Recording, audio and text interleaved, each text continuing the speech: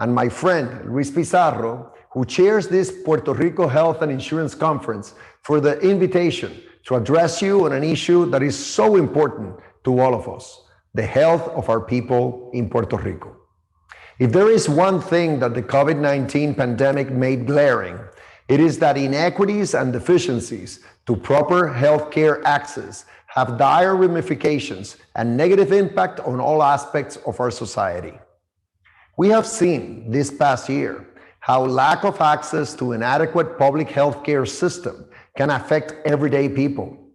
Moreover, the lack of control over important facets of the health industry and dependence on foreign supply chains were able to disrupt our commercial ecosystem, displacing our working class and causing a worldwide economic downturn.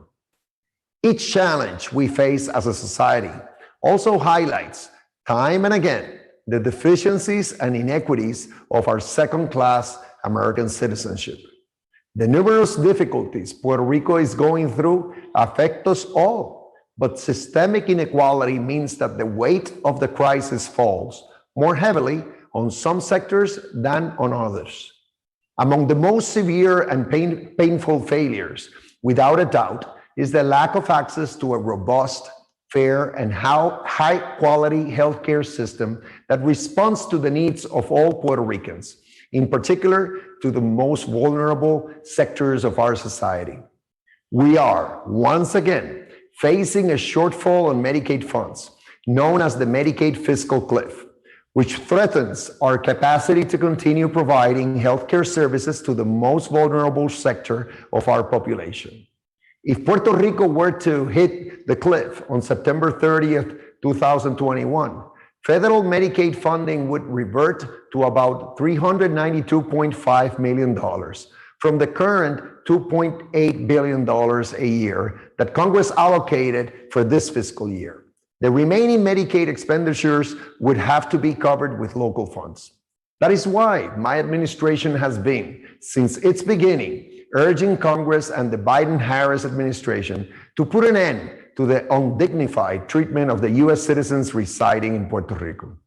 The market economic development in general, and particularly the healthcare industry, cannot flourish or operate under the shadow of uncertainty.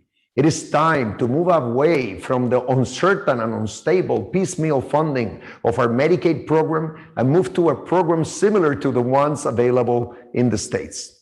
That is, having an FMAP based on Puerto Rico's per capita income relative to the rest of the nation and eliminating the cap, which in turn causes us to have to finance the majority of the cost of providing health care to all. I support the efforts of Resident Commissioner Jennifer Gonzalez Colon and others in Congress to propose changes in Medicaid funding for Puerto Rico that are big, bold, dramatic, and historic, in keeping with the changes this Congress already has enacted with respect to the application of the child and earned income tax credits in Puerto Rico. The government of Puerto Rico recognizes that state-like treatment will require an expansion of the Medicaid services offered in Puerto Rico. I have already requested that we start planning the implementation of those additional programs.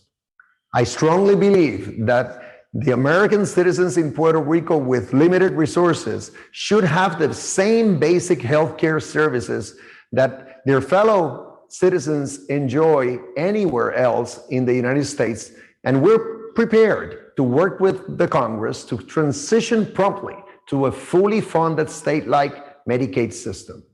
Achieving state-like treatment in Medicaid funds will allow us to offer more and better benefits.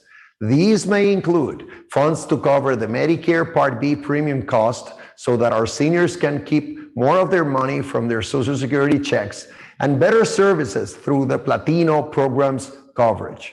The Platino program is part of the Puerto Rico Medicaid plan and serves 280,000 elderly and indigent in our population. In addition, we will be able to include long-term care benefits, home care, non-emergency medical transportation, vaccines for adults, and emergency services for foreigners, regardless of their immigration status, among others. The problems and consequences of unequal treatment affect us all. This being so, it is incumbent upon all of us to come together to identify and advocate for the solutions that will better serve the 3.2 million American citizens living in the island. It is with that in mind that today I am announcing that I will be issuing an executive order to appoint a multi-sectoral group that will include representatives from both the public and private sectors, both for profit and non-for-profit, that will advocate before Congress and the White House for state-like treatment in Medicaid and Medicare funding in Puerto Rico.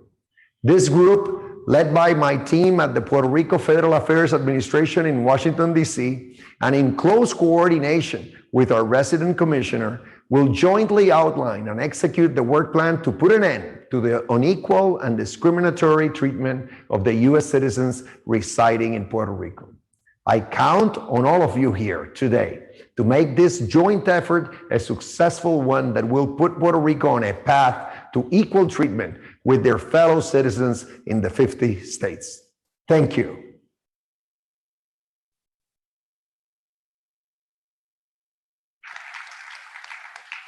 Thank you to Governor Pierluisi for his message. He did send a personal note of how he acknowledges how important this forum is.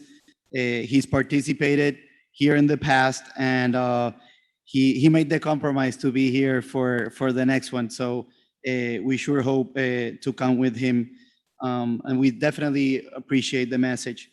So without further ado, it is an honor for me to introduce our keynote speaker, Honorable Carlos Mellado, Secretary of the Puerto Rico Department of Health.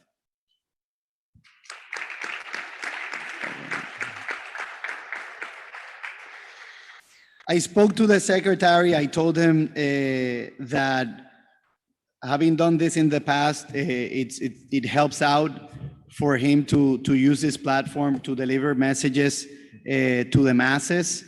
So he's going to have a short English message and then switch to Spanish, because we don't, the ones here, don't forget, we got a large audience that is watching through the virtually, and also is going to get media coverage here in Puerto Rico and in DC. Thank you, Luigi. It's a pleasure for me to be here. Thank Mr. Pizarro and the Chamber of Commerce, the president. Yesterday, I met Paul and Nick, and I know that they have a commitment to Puerto Rico. And it is important to send us the message that we need to be equal treatment in Medicaid and Medicare program. We need the fundings, and we need to have the same treatment like the states. It is important, and I know that Paul and Nick has a good job with this allied from Puerto Rico. And now I want to switch in Spanish to address to all the people that we saw the conference. I have, gracias, secretario. Traté de integrar algunas de las preguntas que han surgido a base de la información que hemos ido levantando en el Comité de Salud. Secretario, el Comité de Salud tiene una representación que cubre todo el espectro de lo que son los constituyentes claves del sistema aquí en Puerto Rico. Están, como mencioné esta mañana, pues los médicos, hospitales, grupos médicos, los centros 330, farmacéuticas, farmacias, organizaciones de servicios de salud, PBM, todos estamos ahí en la Cámara y discutimos. Y obviamente, pues siendo la Cámara de Comercio, nuestro enfoque primordial pues es en cómo impactar la economía de Puerto Rico. Así que la primera pregunta que le quería hacer es, según vamos conociendo más sobre el COVID y nos vamos empapando en estos temas, ¿qué lecciones aprendidas podemos identificar de las experiencias en el 2020? Pues mira, una de las cosas, ¿verdad? Siempre detrás de cada cosa mala viene una oportunidad, y eso pues a veces suena un poquito paradójico decirlo, Pero ciertamente pues hemos tenido una oportunidad de tener unos fondos, accesar unos fondos para montar unas infraestructuras que son sumamente importantes desde el punto de vista de todo lo que, por ejemplo, el sistema de rastreo municipal, que era algo que el Departamento de Salud, pues por quizás situaciones de ser más reactivo, ¿verdad? Y eso sucede en todo momento, pues quisimos tener un departamento centralizado y entonces pues nos olvidamos quizás que los municipios eran aliados. El sistema de rastreo municipal ha logrado tener 850 empleados. Obviamente son empleados, ¿verdad?, que se unen a la fuerza laboral y han creado una estructura que son los ojos del departamento. Y es una estructura que no va a quedarse solamente ahora en lo del COVID, ¿verdad? Porque a través de los fondos CARES se pudo tener esa estructura y si tú me preguntas a mí, pues yo la vislumbro como algo que podemos utilizar tanto para diabetes, tanto para el uso de opioides indiscriminadamente, que eso es una epidemia también en Puerto Rico, y diferentes enfermedades, que yo sé que muchos de los grupos médicos IPA, y aquí tengo al doctor Vargas que quizás se puede parar aquí a darnos una charla de eso, saben que ha sido algo importante. Y parte de la política pública que el Departamento de Salud quiere generar es tener toda la data para precisamente poder crear protocolos específicos para tratamiento. En este caso, obviamente lo estamos haciendo con COVID, desde el punto de vista de a dónde reenfocamos la vacunación y todos los esfuerzos, pero posteriormente este mismo sistema lo podemos utilizar para poder hacer otras cosas y darle esa visión al médico primario, ¿verdad?, que es el gatekeeper del sistema, de cómo está la situación y cómo tratarla. Súper. Y entrando ahora un poco más al tema del desarrollo económico y restablecer la economía, ¿cómo podemos abrir la economía a corto plazo? O sea, ¿verdad? Porque obviamente pues hay estrategias tanto a corto plazo como a largo plazo que ha estado trabajando el gobierno. A corto plazo, ¿qué podemos identificar desde el punto de vista suyo como salubrista que se puede impactar positivamente el desarrollo económico en Puerto Rico? Mira, un ejemplo es la gráfica que estamos viendo. Vemos cómo los casos de COVID fueron aumentando en la medida en que en diciembre 15 se comenzó el proceso de vacunación. Vemos cómo ocurre un descenso de los casos. Porque la estrategia, ciertamente, ¿verdad?, lo que teníamos en aquel momento eran 42.450 vacunas y es complicado, ¿verdad? Porque yo siempre digo, siempre va a haber uno que va a ir primero y uno va a ir último, ¿verdad? Y priorizar y seguir las reglas del CDC específicamente, en donde sabemos que toda la fase 1 son personas importantes. Digo, todo el mundo es importante, pero se ha priorizado fase 1 y lo que es fase 2. Pero dentro de la fase 1 teníamos que dividirla en A, B, ¿verdad?, y C. Y ahí entonces, pues, ¿qué uno primero dice? Pues mira, ¿qué servicios, si el COVID lo afecta, pues es precario para Puerto Rico? Pues entonces ahí entramos los hospitales, entraron todo lo que son profesionales de la salud. Después de ahí entonces la segunda pregunta es, ¿qué otro servicio, si se ve afectado por el COVID, pues también puede afectar a Puerto Rico? Pues obviamente los primeros respondedores tradicionales, policías, bomberos, 911, y por ahí posteriormente seguimos con las 41.450 hasta hace 3 semanas que comenzamos a recibir una gran cantidad de vacunas y ahí entonces podemos abrir al comercio, ¿verdad?, que era era una de las cosas más importantes para mí, además de obviamente los pacientes mayores de 65 años que nos detuvimos en ello, y eso logró al día de hoy, si lo vemos desde el punto de vista matemático, si no hubiéramos hecho ese esfuerzo, hubiéramos tenido 79 muertes adicionales. Por lo tanto, eso fue un esfuerzo que fue muy bueno, muy positivo. Ahora entonces, pues viene la fase de la economía. Queremos restablecer la economía, queremos que vengan cruceros a Puerto Rico, queremos que los restaurantes abran, pues entonces tenemos que comenzar a vacunar toda esa empleomanía. Y eso pues ciertamente va a darle un enfoque diferente, ¿verdad?, a la economía. Y ayer mismo pues yo hablaba con el presidente, ¿verdad?, sobre cómo el esfuerzo que se pueden hacer con los comercios. Y ciertamente pues la Cámara son aliados. O sea, este tipo de alianzas nos hace a nosotros poder llegar directamente a la persona y vacunarle y no tener que abrir centros para que la gente vaya y haga fila. Y otra cosa también, tiene que haber equidad en la vacunación. O sea, el mismo derecho tiene don Pedro de Fajardo que doña Luisa de Orocovi, por decir algo. Y eso es bien importante y en ese proceso el Departamento de Salud ha sido bien riguroso. No, y veo, si pueden ir al slide anterior, veo también que, o sea, cómo las ventanas de las órdenes ejecutivas tienen un impacto Sí. en los casos, o sea, que todo el sacrificio pues ha rendido frutos a fin de cuentas. Claro, sí, ciertamente, eso sí es un buen punto, excelente. Yo sé que a nadie le gusta, ¿verdad? El lockdown, a nadie le gustó y ciertamente pues fue una medida antipática, pero fue una medida importante para Puerto Rico. O sea, si no hubiésemos tenido eso, era bien difícil poder tomar el proceso y llevarlo a donde lo hemos llevado hasta ahora, que aunque en el día de hoy aumentaron 45 hospitalizaciones, eso no nos gusta, ¿verdad? Y lo estaba comentando con el presidente del Colegio de Médicos, no nos gusta, pero ciertamente pues el escenario pudo haber sido mucho peor.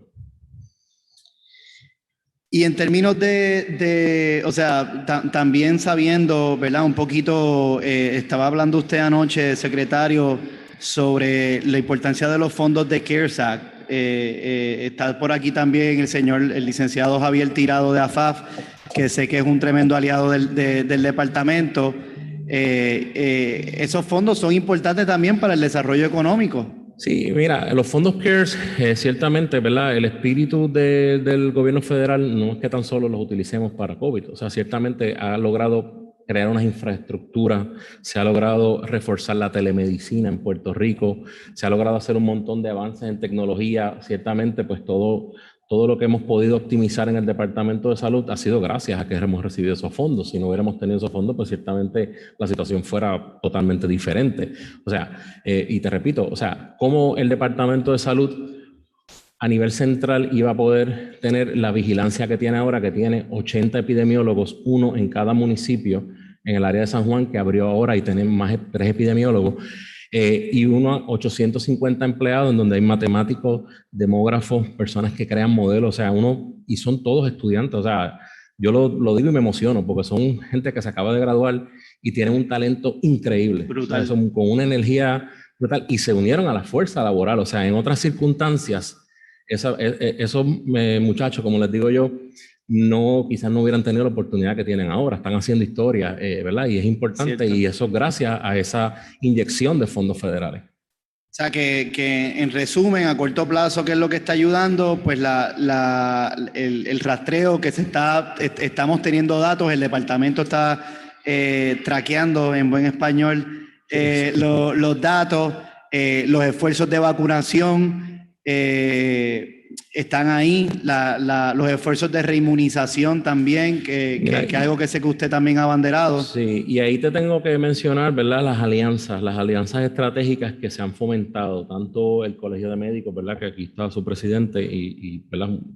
brazo operacional del Departamento de Salud, igual los IPA, que aquí está Juaco, también Avancina, diferentes instituciones non-profit, voces de Puerto Rico. O sea, el miércoles tenemos una actividad de 10,000 vacunas, 7 a 11 de la noche. O sea, todo esto se logra gracias a los fondos y gracias a que tenemos unos brazos operacionales, porque el Departamento de Salud, o sea, es bien complicado poder llegar, como hace el Colegio de Médicos, a encamado por encamado. O sea, estamos hablando de que topográficamente Puerto Rico es complicado a nivel de campo, o sea, tú llegas a Orocovis y en una encamada y tener que salir para otro lugar es complicado. Y esa logística se está haciendo a través del programa de Long Term Facility. Walgreens ha podido vacunar sobre 47,000 pacientes que están encamados. El Colegio de Médicos lleva más de 10,000. Y es un esfuerzo que ha sido bien grande ¿verdad? Y eso gracias a todos estos fondos que hemos recibido. Y se ve el progreso, o sea... Aquí, mira, ahí tenemos por cada 100,000, estos son los vacunados. Por ejemplo, en el área de Ponce, por cada 100,000 habitantes tenemos 28,061 y así sucesivamente estamos viendo cómo por cada región tenemos esa cantidad de vacunados y ahí lo importante es la equidad, ¿verdad? No nos hemos concentrado solo en la zona metropolitana, porque ciertamente, ¿verdad? El ejemplo de Vieques y Culebra, o sea, tremendo. Cómo Vieques y Culebra podía tener esa herd immunity teniendo que tomar la lancha. De otra forma también, manejar la vacuna de Pfizer es a menos 80 grados, Moderna a menos 20. O sea, hay unas condiciones específicas que el Departamento de Salud ha garantizado al CDC y hemos cumplido solamente 200 vacunas en Puerto Rico se han perdido. O sea, y eso comparado con otros estados, ¿verdad? No quiero entrar en compararnos, pero se han perdido 2.000, 3.000, 4.000, hasta 7.000. Más o menos por dónde vamos el número de las vacunas. Mira, ahora mismo nosotros tenemos un backlog de unos récords que, ¿verdad? Porque este proceso empezó manual, que esa es otra de las cosas que con los fondos estamos trabajando para poder hacerlo todo interconectabilidad. Ahora mismo, sin contar el backlog, llevamos 946.000 pacientes. Contando ese backlog, ya superamos el millón de pacientes vacunados en Puerto Rico. O sea, eso tiene que ser de las jurisdicciones más altas en los Estados Unidos. Mira, ahora mismo sí, como tenemos el backlog, aparecemos bajitos, pero nosotros ahora mismo estamos en una posición muy buena. De hecho, ahorita yo tengo una comunicación con White House para hablar de todo este proceso y muy buenas noticias para Puerto Rico.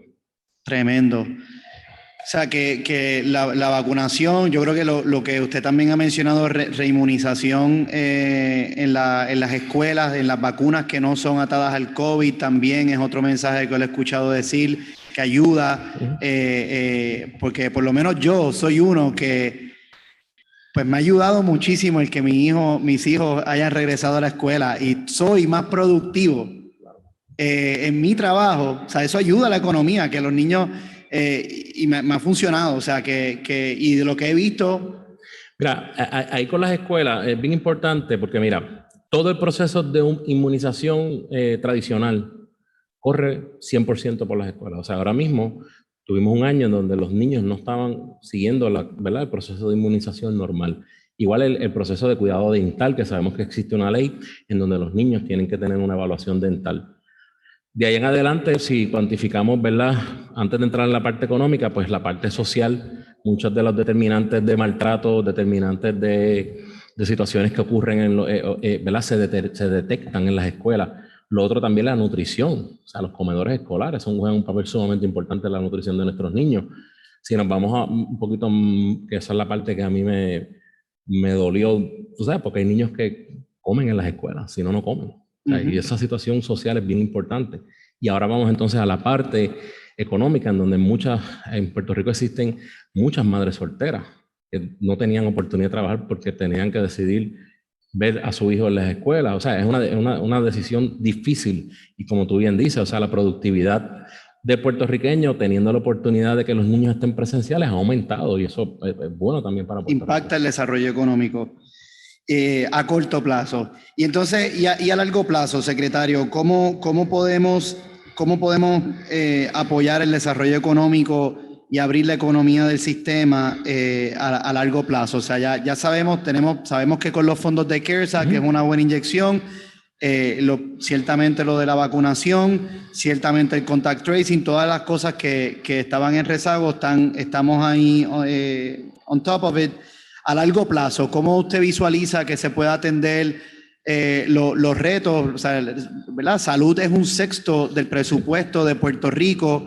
Es importante para el desarrollo económico. Un pueblo sin educación, sin salud y sin seguridad no tiene desarrollo económico. ¿Cómo usted ve este tema del funding y de Medicaid, Medicare? Pues mira, yo creo que aquí, ¿verdad? Ya lo compartimos con Nick. Y don't worry, Nick, coming soon you're going to speak in Spanish, don't worry about that. He's a good friend.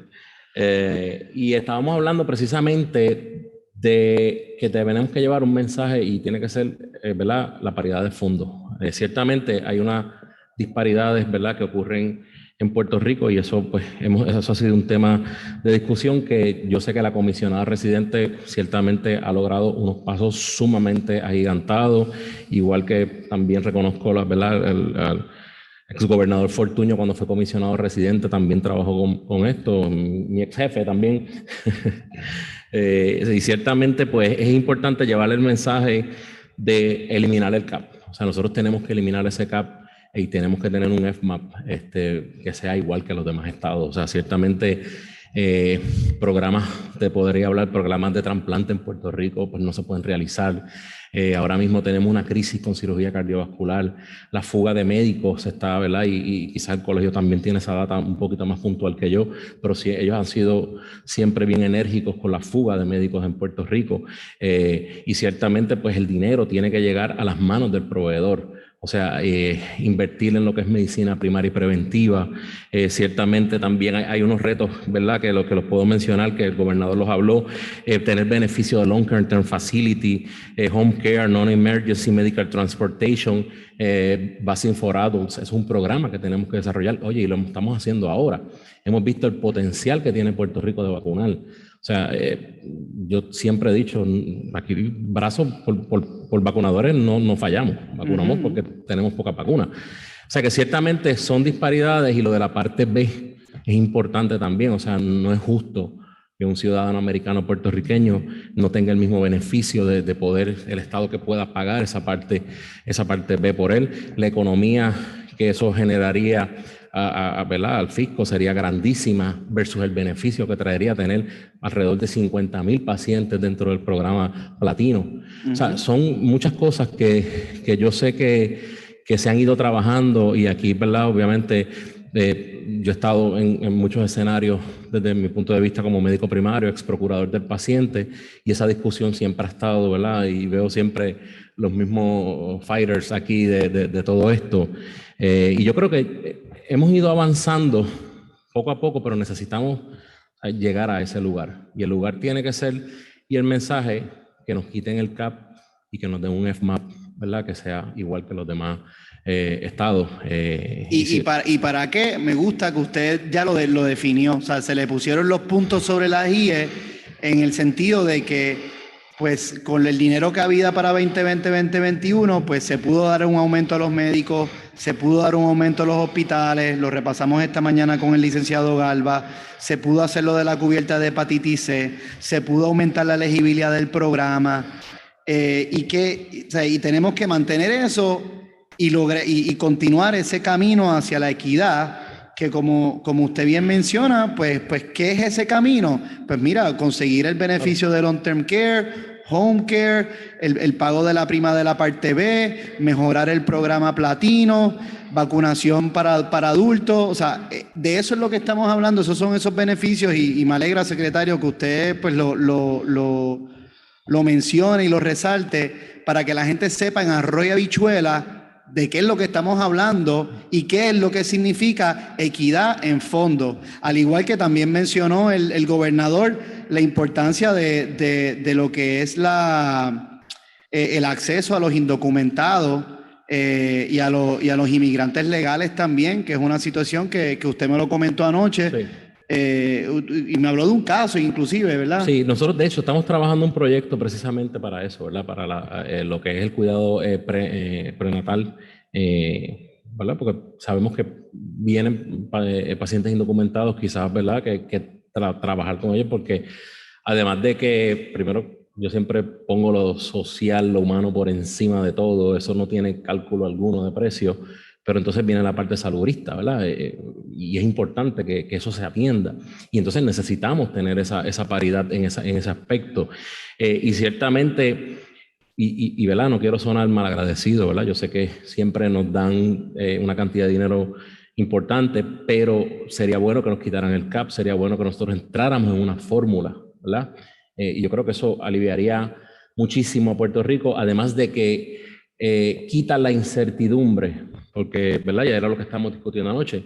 Quizás, ¿verdad? Muchas corporaciones quieran establecer hospitales en Puerto Rico. Y si tú tienes esa incertidumbre de que cada 2 años tienes que ir a negociar, ¿verdad? Dinero, y tú dices, ¿y si vuelvo de nuevo y caigo en el cliff o no caigo? Oye, eso es duro. Y eso ha sido determinante para que muchos médicos en Puerto Rico quizás tomen la decisión de irse a los estados. Siendo ciudadanos americanos, o sea, y ciertamente, ¿verdad? Eso, pues, es importante que nosotros podamos lograr eso. Y yo, obviamente, tengo mucha fe, ¿verdad? En este grupo que está aquí y en la comisionada residente. Yo sé que parte de vuelvo y te repito, los pasos que hemos dado ha sido en una dirección muy buena, y a eso pues... Veo aquí también que tiene, o sea, mencionó los ejemplos puntuales en Medicaid, Sí. también veo, o sea, platino, poder aumentar la contribución local al programa, El mejorar LIF sumamente importante, nosotros tenemos el Low que... Income Subsidy. El Low Income Subsidy, nosotros eso o sea, nos tienen que sacar de eso, o sea, ciertamente eso es algo que nos retrasa bastante. Y ¿verdad? Lo que he mencionado, que yo ahorita estaba hablando, ¿verdad? Hemos tenido y gracias a ti, Luigi, ¿verdad? De estas actividades en donde podemos hablar.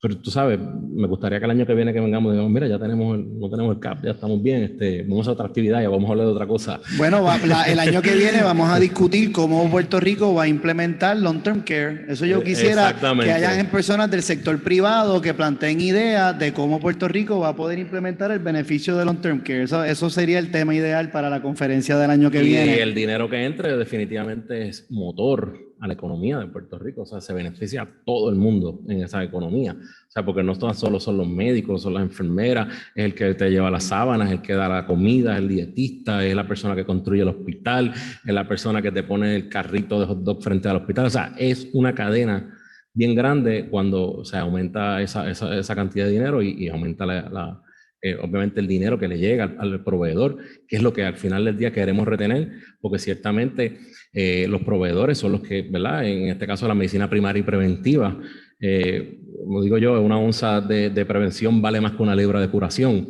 O sea, ciertamente reenfocar el modelo de salud a cuidado dirigido y que sea primario y preventivo, ciertamente es mucho más eficiente, ¿verdad? Y no critico la medicina, ¿verdad? No critico los grandes centros de cáncer, me encantan, o sea, es tremendo. De hecho, tenemos un centro comprensivo, o sea, violento, espectacular, pero ¿cuánto cuesta una mamografía, ¿verdad? O sea, y eso es lo que tenemos que enfocar, la medicina primaria y preventiva. Y en el caso de Medicare, secretario, ¿cómo, o sea, la comisionada sé que habló del proyecto de ley que presentó en el Congreso, Maya, de Medicare Advantage Integrity Act? Fue un proyecto que surgió con el apoyo también de la Cámara y muchos constituyentes del sector privado. ¿Cómo ve ese ángulo de la parte de Medicare? Mira, ahí los rates, o sea, aunque sea igualarnos en las vírgenes, o sea, necesitamos tener mejores rates, necesitamos que ese dinero le llegue al proveedor. Es importante que el dinero le llegue al proveedor y ampliar lo de la parte B que lo dije ahorita, aumentar 50,000 pacientes dentro de un programa Medicare es una cantidad de dinero sustancial para Puerto Rico, es una cantidad de dinero que le llega a los proveedores y volvemos a lo mismo, genera economía, o sea que por ese pequeño cambio en dejarnos nosotros poder incluir a esos 50,000 pacientes en esa parte B, pues multiplícate eso por la base de la prima, 795, que es la base. Imagínate la cantidad de dinero que entraría a Puerto Rico. Y finalmente, secretario, ¿cómo nosotros, cómo el sector privado podemos ayudar, ayudar al gobierno y ayudar a colaborar, ¿verdad? con estos esfuerzos de fondos? Porque nos dijo que tenemos que hacer a corto plazo, o sea, yo creo que con lo del COVID, pues yo entiendo que se está manejando la situación con los turistas, hemos visto mucha acción de parte del departamento ahí recientemente y entiendo que todo el mundo sabe lo que tiene que hacer para combatir el COVID, pero a largo plazo, ¿qué podemos hacer también para apoyar la economía, restablecerla? Mira, yo creo que llevarle el mensaje es claro, llevarle el mismo mensaje todos a la vez. O sea, y quizás voy a entrar un poquito, ¿verdad? En decir que esto no es un tema político, esto es un tema de acceso, es un tema humano, es un tema de dinero, es un tema de derechos civiles, de derechos como americanos que somos. Y ciertamente todos tenemos que llevar el mismo idioma, porque si nosotros vamos a DC con diferentes pensamientos, pues crea confusión. Y yo creo que el sector económico tiene un respeto brutal a nivel de congresional. Ellos, los congresistas, saben y respetan a todo el sector económico. Y volviendo a la parte, ¿verdad?, de lo que fue esta pandemia, yo no creo que yo hubiera podido lograr lo que se ha logrado hasta ahora si no llega a ser por todo el sector ¿verdad? Privado de Puerto Rico, que se convierte al final del día en el brazo operacional del gobierno. Y vi también del mensaje del gobernador que anunció lo de la orden ejecutiva. No sé si ya salió en los medios o no, pero... Pues mira, ahí vamos a tener una orden ejecutiva del señor gobernador, ¿verdad? Como bien lo dijiste, en donde se van a incluir todos los sectores para poder llevar precisamente lo que estamos hablando, el mismo mensaje. O sea, y yo creo que todos estamos de acuerdo. Yo no creo que exista nadie que no esté de acuerdo en que nos quiten ese cap, de que nos lleven un FMAP que sea igual, equitativo a los estados, y hacia ese esfuerzo, pues en esa orden, pues van a estar varios sectores, los hospitales, la asociación de IPA, colegio de médicos, y varias personas, ¿verdad?, de la industria económica de Puerto Rico, para precisamente poder ir todos al Congreso y llevar el mensaje que durante la tarde de hoy se ha estado hablando aquí. Ha sido básicamente lo mismo, y todos los años hablamos de lo mismo, y cada año logramos algo, pero yo creo que este es el año en donde deberíamos poder tener esa noticia para Puerto Rico y poder tener ese acceso. Súper, pues secretario, muchísimas gracias por su exposición. Sabemos que tiene una agenda ocupada, pero si tiene unos minutos, se quiere quedar aquí, le invitamos a que esté con el panel de reacción, como usted entienda. Me quedo unos minutitos y me tengo que ir porque tengo una llamadita ahora para... El 99.5% del tiempo es COVID. Y tengo una llamada con Casa Blanca, ¿verdad? Y va a ser sobre vacunación. Creo que van a ser buenas noticias, que a lo mejor salgo porque me voy a reunir aquí por Zoom. Ok. Así que si vengo por ahí corriendo y me paro aquí y digo una buena noticia, pues me dejan. Pues súper, gracias, secretario. Thank you.